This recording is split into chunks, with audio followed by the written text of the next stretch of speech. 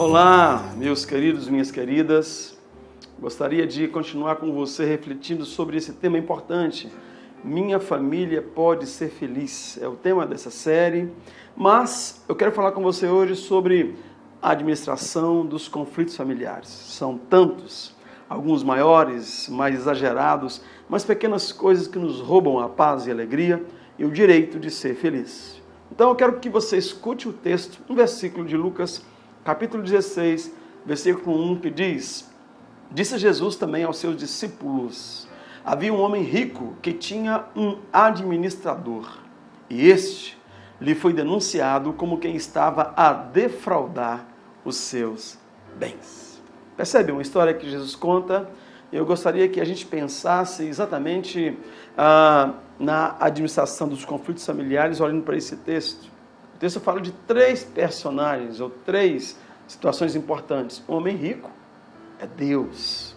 O administrador sou eu, é você. Somos administradores de um grande bem, e o bem é a nossa família. A vontade de Deus é que sejamos felizes, que a nossa família seja feliz. Tem um sonho no coração do seu cônjuge, do seu filho, tem um sonho no coração do seu pai, e é preciso que a gente comprometa-se em descobrir esse sonho e trazer à realidade, se for possível, e não destruir o sonho da nossa família. E na falta de administração dos conflitos, nós destruímos os sonhos uns dos outros. Na minha casa são 4 pessoas, 4 línguas distintas. Eu, Socorro, Beatriz e André. Cada um de nós tem um tempo, tem uma linguagem, tem alguma coisa que nós precisamos aprender a língua do outro, aprender a questão do outro, perceber o sonho do outro. Eu não posso tentar adivinhar, eu não posso tentar descobrir, a não ser dessa maneira de aprender. Eu preciso de aprender a administrar o conflito ou adivinhar a solução. Adivinhar a solução não adianta. No Velho Testamento é muito claro em dizer que os adivinhadores não teriam um espaço e nem agradariam a Deus. Então o grande problema da família é a comunicação. A comunicação do que eu tenho, do que eu quero, do que eu desejo, mas a comunicação no sentido de ouvir o que o outro quer, o que o outro deseja. E aí, por não falar a língua do outro, nós perdemos muitas oportunidades para sermos felizes. E lembra, não sei se você lembra, uma propaganda de um curso de inglês em que o sujeito está no caixa de um supermercado e ele seria o cliente 1 milhão num outro país de língua inglesa. E aí a moça fala para ele: congratulations, e fala que ele é o cliente no 1 milhão. E aí ele disse: eu não quero milho, eu quero banana. E aí o colega passa na frente dele, conclui a compra e é ovacionado, ganha um cheque de 1 milhão e ele fica olhando. Por quê? Porque ele não sabia a língua do outro. E aí ele ainda riu do outro, porque uma das grandes questões que trazem uma problemática muito grande na solução dos nossos conflitos é exatamente a língua que o outro fala, o que o outro está falando, o que o outro está desejando, o que o outro está esperando de nós. Então, não destrua os sonhos da sua família. Comprometa-se em descobrir esses sonhos. Conflito. Deus como administrador de um grande bem. Deus como dono de um grande bem, que é a nossa família. Nós como administradores, a família como grande bem. Sabe o que me lembra? A Arca de Noé. A Arca de Noé, a família estava ali reunida. A família estava ali numa única possibilidade de salvação. Eu fico a imaginar uma daquelas noras de Noé, estando recém-casada, imaginando que viveria uma lua de mel, uma viagem maravilhosa pelos mares do sul, e agora ela se vê dentro de um barco apertado com sogro, sogra, 2 cunhados, 2 concunhadas e aquele tanto de animais. Ela não podia ficar ali só reclamando. Apesar da lua de mel, ela tinha responsabilidades. Então, foi responsabilizada para cuidar dos elefantes. Elefante? Sim, ele comeria só, 200 quilos de capim por dia. E é fácil dar o capim para o elefante. mas ele depois descomeria esse capim todo. Ela teria que limpar aquilo, cuidar disso, levar na janelinha lá no alto e jogar para fora da arca. E depois de um tempo eu fico imaginando como é que ela via aquele marido dela. Como é que ela via, olhava aquela sogra que devia todo o tempo chamar, né? Semzinho, Jafezinho, Canaãzinho. E aí aquela nora estava ali com muita raiva naquela situação. Bom, pensando nisso, nessa brincadeira sobre a Arca de Noé, como é que você vê o seu cônjuge agora, depois desse tempo? Como é que você vê os seus filhos? Como é que você vê os pais do seu cônjuge? Porque essa questão é muito séria. Como você os valoriza depois da tempestade, depois do dilúvio, depois da chuva? Ora, preste atenção. A família é o ambiente mais propício para o conflito que existe. Eu imagino exatamente aquela mulher dentro daquela arca fazendo perguntas. O que eu estou fazendo aqui? Como é que eu vim parar aqui? Meu Deus do céu, aquela mulher desesperada. Ali, onde seria o grande sonho dela? A lua de mel. Mas aí, na hora que um conflito acontece, eu começo exatamente a fazer perguntas. E algumas perguntas são erradas, não devem ser feitas. Eu quero te falar da pergunta errada que nós mais fazemos. Essa pergunta é: de quem é a culpa? Quando tem um conflito, nós começamos a buscar o culpado. Não há intimidade quando procuramos o culpado. Eu procuro o culpado e encontro um frustrado. Eu procuro o culpado e eu vou distanciando a solução. A pergunta errada distancia a solução.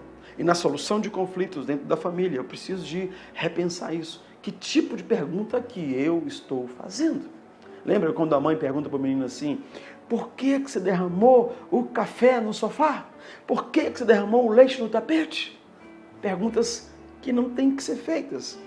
Porque não tem resposta. Porque o menino, alguém deixou com que ele viesse para o sofá, para o tapete, tomar o café, tomar o leite, e agora essa pergunta não faz sentido. E aí, quando a pergunta não faz sentido, eu começo a gritar. Porque eu perguntei 1, 2, 3 vezes e o outro não respondeu. Ele não entendeu a pergunta, ele não sabe a resposta. E aí fica uma pergunta para você: por que as pessoas gritam uma com as outras? Se nós estivermos bem perto um do outro, como talvez você esteja perto de mim, na tela do seu computador, da sua televisão, por que nós gritamos uns com os outros? Porque somos surdos? Nem sempre. A maioria das pessoas não tem problema de audição. Mas quando o outro está saindo de casa, está lá fora e esqueceu o celular para trás, esqueceu o documento para trás, e eu preciso de entregar para ele, eu vou fazer o quê?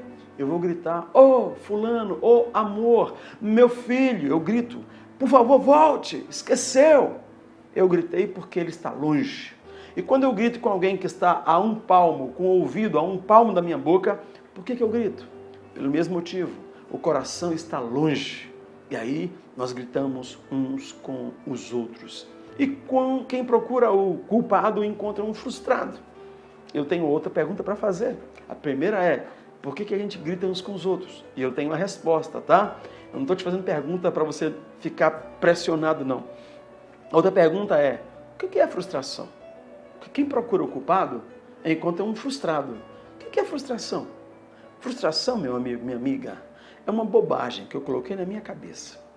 Bobagem, Cleidemir? Sim, toda frustração é uma bobagem. Não, explica, por favor.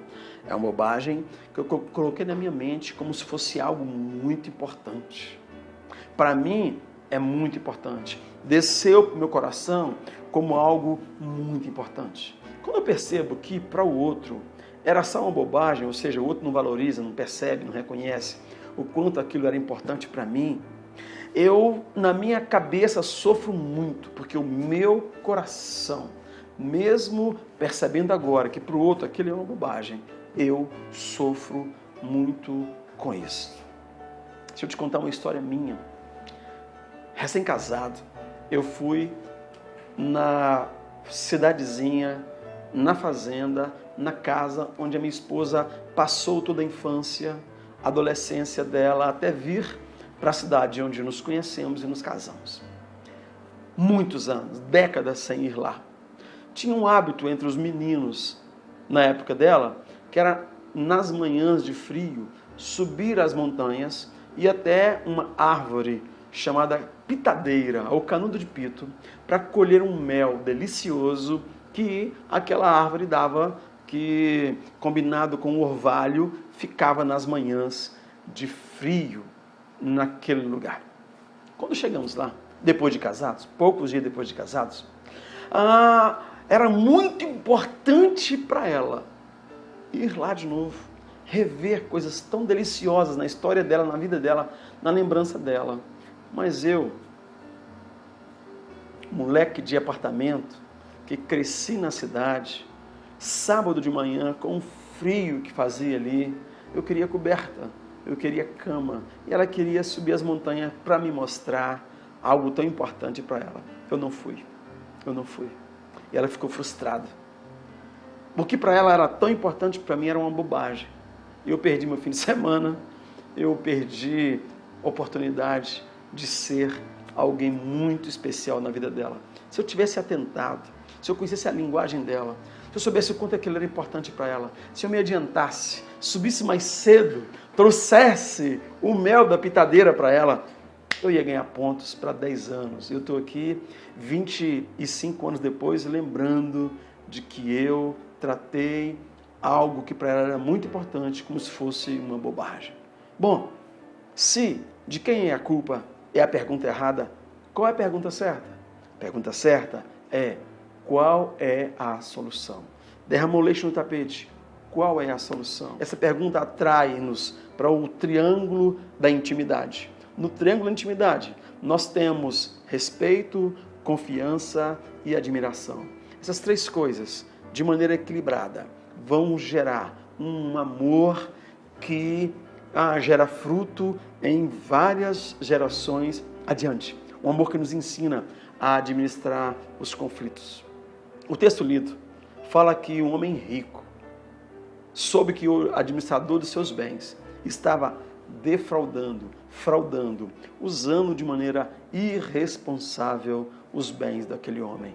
Quero te lembrar então que a família não te pertence, pertence a Deus. Você é administrador, como marido, como esposa, como filho, você faz parte da administração de um bem muito precioso, porque Deus tem duas estratégias, aliás, uma estratégia que vem em duas etapas. A principal estratégia é a cruz, mas a família é também uma ação de Deus, onde Ele trouxe o seu filho, onde Ele trouxe várias possibilidades de crescimento, de santificação, de desenvolver o fruto do Espírito. A família é um lugar especial para Deus, e você, como administrador, precisa perguntar se você não está se frustrando por causa de bobagem, porque você ainda não conseguiu fazer o outro perceber aquilo que é importante para você, frustrando o outro porque trata coisas importantes dele como se fosse bobagem, se você não está fazendo perguntas erradas, e por causa das perguntas erradas, você está gritando com as pessoas que você ama, porque ela não está te ouvindo, não está te entendendo, não está te compreendendo. E eu te lembrei qual que é a pergunta correta. A pergunta correta é essa: qual é a solução? Qual é a solução? Para de procurar o culpado, encontre a solução. Pare de procurar o culpado e encontre na unidade solução para os conflitos que estão diante da gente. E aí, no nosso próximo encontro, eu vou lembrar para você uma coisa muito importante, que são as 5 linguagens de amor, porque vai nos ensinar a mediar conflitos exatamente a partir disso que eu te falei. Frustração, pergunta correta, pergunta certa, a valorização de bobagem e a consciência de que a família não nos pertence. Somos administradores. Que Deus te encontre como um bom administrador, como alguém que está multiplicando os dons, talentos e bens que Ele te deu através da sua família. Que Ele te abençoe.